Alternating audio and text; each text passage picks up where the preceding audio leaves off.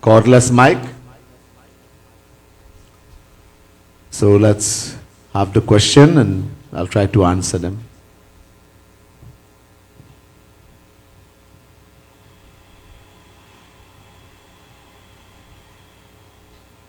You were having a question yesterday? Pradyum? Where's the mic?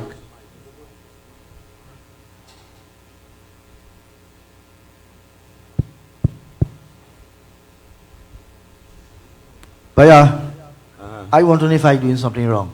Okay. What happened is that I following the way the art is done in the book. But I notice when we come, it do it opposite. We doing Radha Krishna arti first and then coming down. So I thinking, I wonder if I doing something wrong when I doing my sadhana. So the thing is that before we used to do Guru Arti first. Guru is always worshipped before Bhagwan. Guru is always first. Guru Govind do khare kake laghu pai. The saint is saying, Bhagwan Krishna and my Guru, a true saint, is standing before me. Who should I worship first? Who puja should I do first? So mostly we will think we should do Radha Krishna, we should do God's puja first. We should bow to God. The saint says, Balihari Guru Apno Jinna Govind Dio Lakhai. No, I bow first to Guru. I do Guru's puja first. Because Guru gives me Bhagwan, Shri Krishna. So all the scriptures recommend Guru for a sadhak. Guru is even more important than Bhagwan. Guru is the one who will do everything. So we used to do like that before. But because people in the world don't understand the scriptures,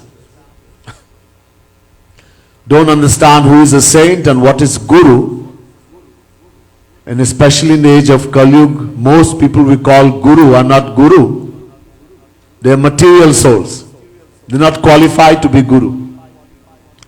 So mostly people don't understand what is a Guru, why we need a Guru, and who is a Guru. So people get confused when they see that Guru is being worshipped first. So to prevent that confusion, for the sake of society and people not to get confused, Shri Maharaji made us do the Arti etc. of Radha Krishna first. Bhagwan, Sitaram, Radha Krishna. Then Guru. So he is the one who changed that order and that's why we do it like that now. Alright? So the order used to be different before, but his instruction in Manga, that's how we do it, that's how we recommend it, and that's why we do it like that. But in the case of me doing my personal sadhana, I could do it the way. Yeah, no problem. This is just for the public. Thank you. Yeah. As I said, people get confused. To prevent that confusion, we just do it like that. But not only that, God and Guru are one and the same, so that way we should not think we're doing anything wrong. But just to stop, to prevent confusion, we do like that. But your own personal sadhana, you can do the way you want to. Alright. Next.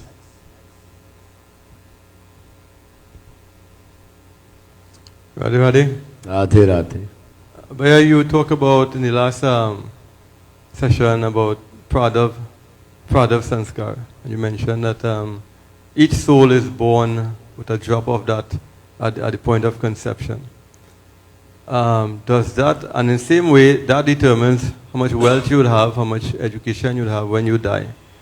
Does that Pradav Sanskar also determine how much spiritual progress you're going to make, or how far in devotion are you going to reach with respect to surrender? Okay. Even though Prarabdha is a must, Prarabdha, is a must, and we have to work it out. Kalpa koti shatairapi. Even after millions of lifetimes, no one can destroy prarabdha. We have to work it out. Yet we have free will. What makes prarabdha? Where does prarabdha come from? Purva janma kritam karma tad daivamiti kathyate hitopadesh. God gives us free will. Bhagwan Krishna says in Gita, Karmanyevadhikaraste ma phaleshu kadachana ma karma phala hetu bhurmate sangosta karmani. Chapter 2 verse 47 Gita. Bhagwan Krishna says, I give you the right to perform action. I give you free will. Do whatever you want. Good, bad, mixture. You're free. But ma phaleshu kadachana, I don't give you the right to determine the fruit. Shri Krishna reserves the right to give the fruit. He will give the fruit accordingly. So we have free will. So the actions we perform out of a free will in the past life, purva janma, that becomes our prarabdha, destiny in the next lifetime. Okay? If we don't have free will, then where's prarabdha going to come from? The sky? So we have free will. Bhakti is not prarabdha. If I have done a certain amount of bhakti in the past life,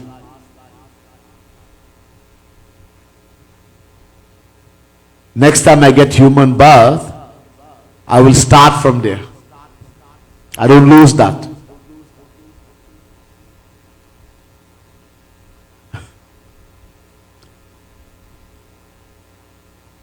In my past life, I attained 10% love for God, 10% bhakti, 50% love for God, 90% love. We don't lose that. Prapya punya kritam lokanushitva shashwati samaha shuchinam shrimatam geho yoga bhrashto bhijayate. Chapter 6 verse 41 Gita. That devotion that we acquired, we did in the past life, will stay. Next time we get human birth, that will determine in which home we are born, in which atmosphere, etc. If we did a lot of bhakti, it will be much easier. We'll be born in such a home that there's devotion. We can even if our bhakti is so high, we can be born in the home of a saint. And we never did bhakti, we'll be born in the home of a drunkard, alcoholic, eating meat, drinking alcohol, fighting and quarreling, wanting to kill. That's the kind of home we're born in. But this is all determined by our action in the past life. So certain amount of thing is there, but doesn't mean we can't do. We have free will. Alright? So,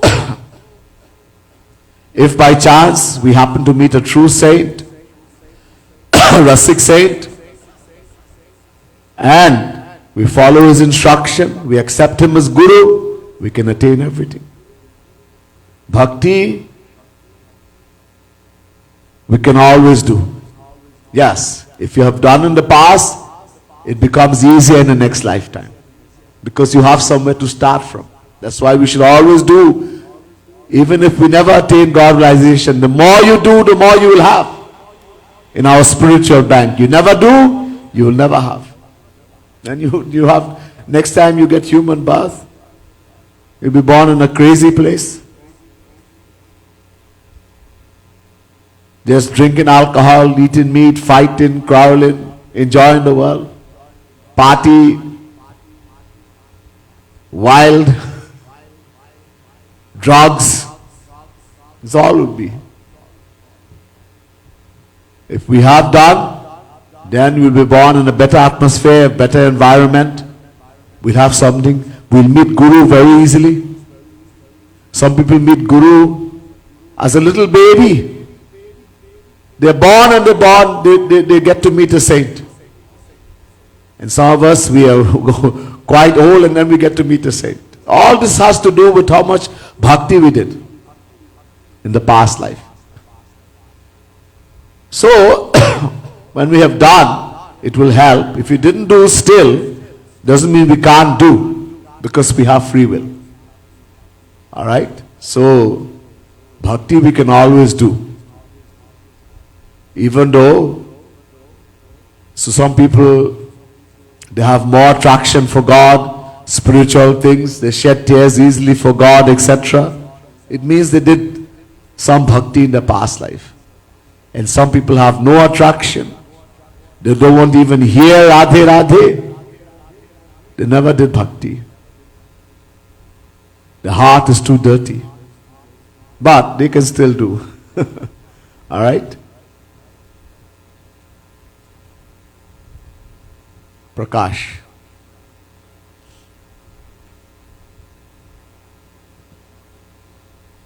Radha Bhaiya. Yesterday you spoke about sins and infinite from infinite is still infinite. That you can't eliminate all sins.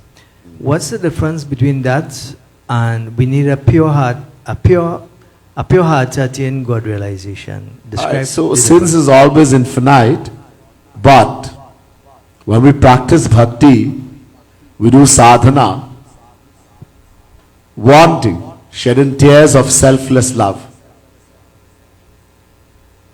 Yathagni he mamalam jahati dhmatam punah swam bhajate charupam atma cha karma nushayam vidhuya mad bhakti yogena bhajatyatho mam.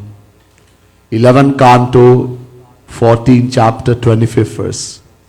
Bhagwan Krishna is saying to Uddhav, just as when gold is heated in fire, it becomes purified of its impurities, glows and attains its pure form, in the same way, only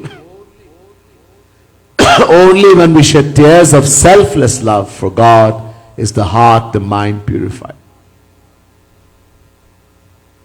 So if we practice in bhakti under a true guru, and we follow Guru's instruction, Agya Palan, and we keep shedding tears of selfless love, even in this lifetime the heart can be purified. The heart becomes pure. Pure means there is no greed, anger, jealousy, hatred, lust. That's what it means. No maya. The sanchit, pap, etc. is still there, but that is destroyed the moment. So when the heart becomes pure, what happens? Guru knows everything. First to begin, you have to be under the shelter of a pure, genuine saint for the heart to become pure. He is the one who is going to make it pure. We have to do sadhana. Guru makes the vessel, the heart, pure. This is the work of Guru. So he will know when the heart has become pure. Then he destroys infinite sin immediately. Infinite sin. Maya, the heart becoming pure means Maya is no longer there. No greed, no anger, no jealousy, no hatred, no lust, etc. No attraction for the world, no delusion. Maya is gone. Now Guru showers his grace. Sanchit Pap is destroyed, and he gives us divine knowledge, divine bliss, divine vision, everything immediately. Everything happens immediately. The moment we completely surrender, immediately everything happens. Not even 1 second. Immediately it happens. Alright, so there's a little bit thing here as to purity, because sin means the heart is impure, There's purification that happens also.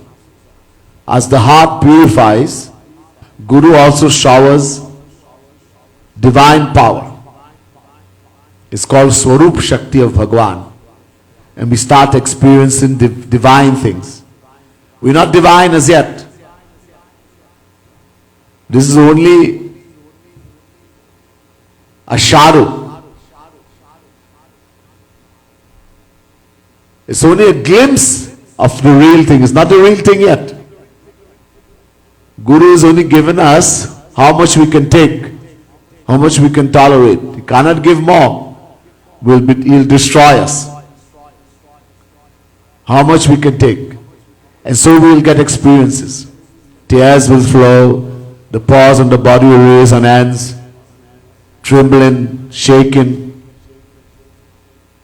All these things will start happening. You won't see God yet. That will only happen after God realization. But you will get experiences. So slowly the heart is purifying. So means sins etc. is getting destroyed also too. But remember, infinite still remains infinite. So the moment of God realization, infinite is destroyed. That time only. Alright? It's not so easy to understand, but try to. Slowly. And it's not so easy to explain nor understand. Because the understanding there, if the heart is pure, then where is the need for sin? All sin should have gone.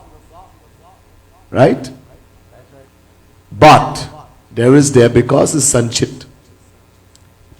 Because even infinite is destroyed, infinite remains. So it's only Guru grace who destroys that. Immediately. The moment we completely surrender, then Guru destroys that. Guru is the one who does everything. The scripture says Bhagwan, but it's actually Guru. He does everything. Bhagwan bane ke saathi hai. When everything is okay, then he says, okay, come. Before that, Guru does everything. Alright? So it's not so easy to understand, but it's a little difference there. Anybody else?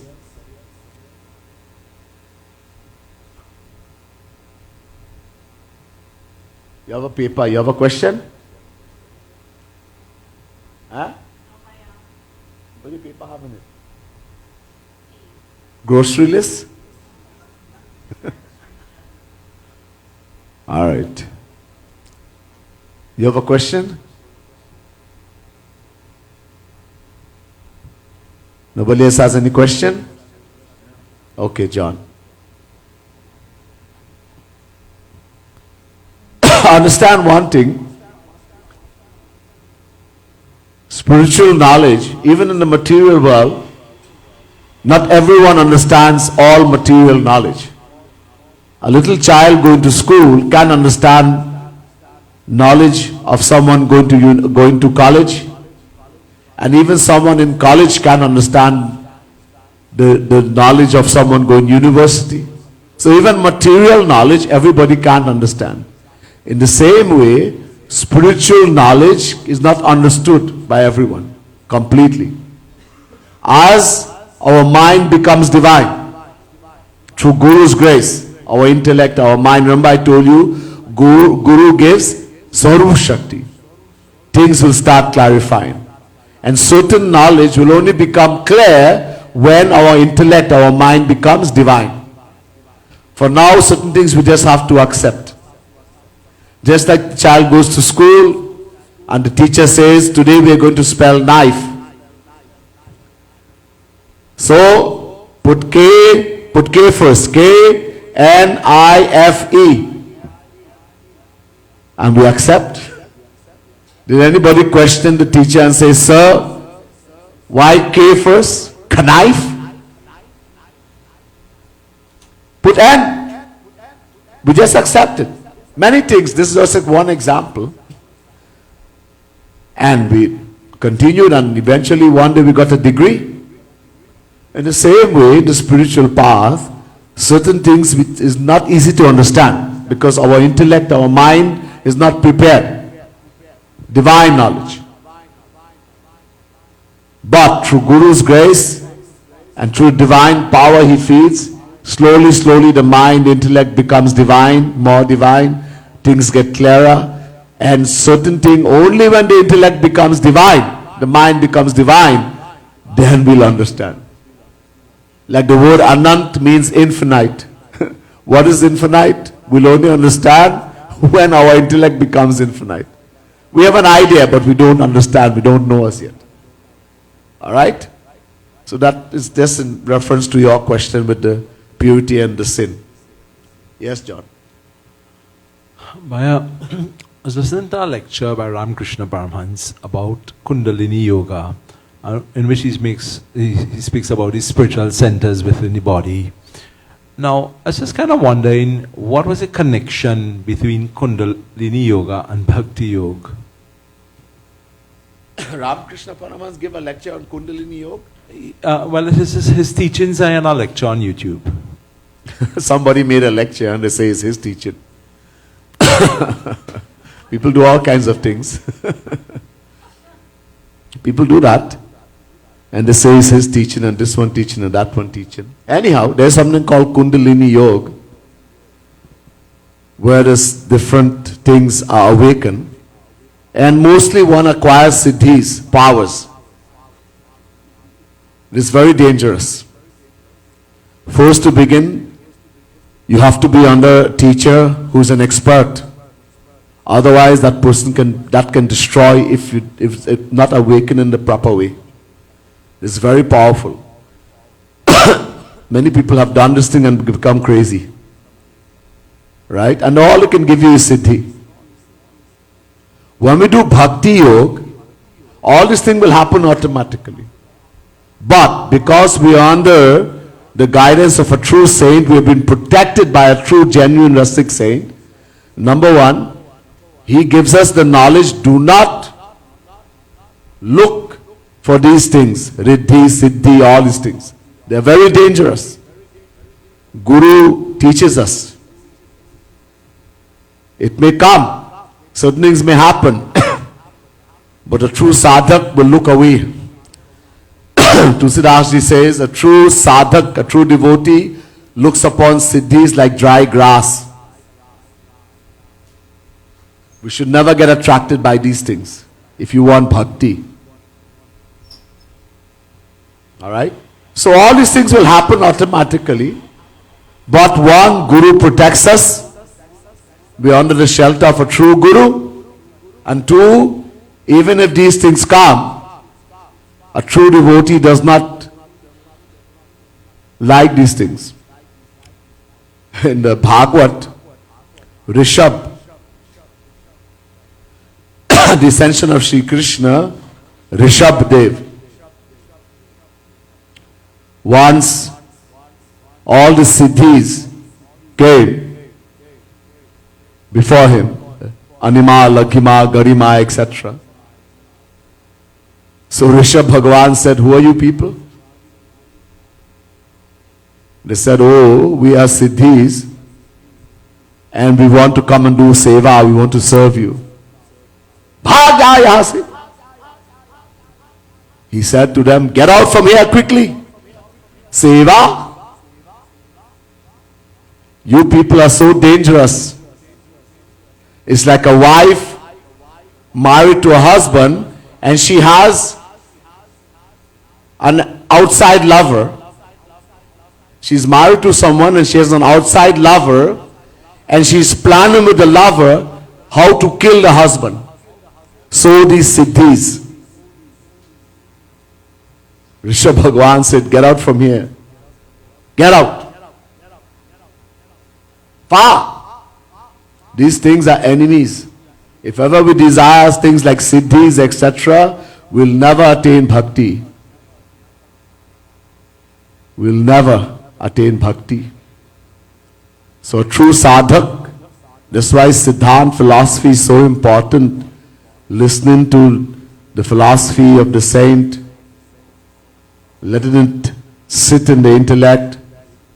We should not desire anything except to serve Radha Krishna,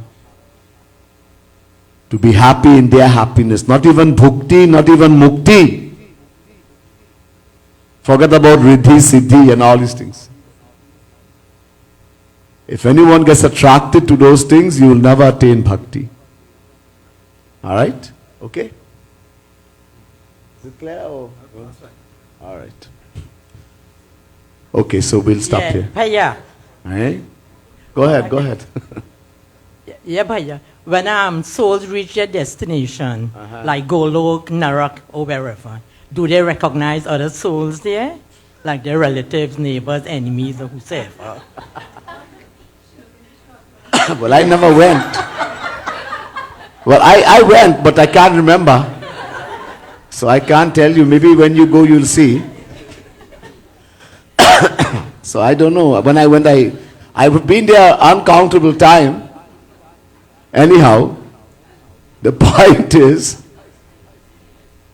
we may or may not see the infinite, uncountable souls. There are also thousands of hells. Which hell you go to and which hell your family go to, who knows? If you all go to Golok, is a different thing. Right? So we may recognize the thing is that we are going to get so much punishment, so much pain and suffering, you don't care about family and friend or anybody when you go there. You'll be just bawling and screaming with pain. Crying and screaming. So much pain and suffering in hell.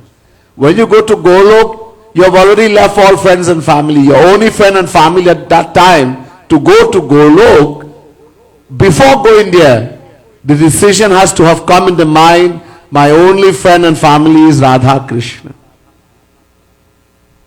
Then you would have gone to Golok. When you go there, you may reckon somebody is there that you don't care. Because now you no longer have a relation. Your relation now is only with Hari Guru, Radha Krishna and Guru. So, look,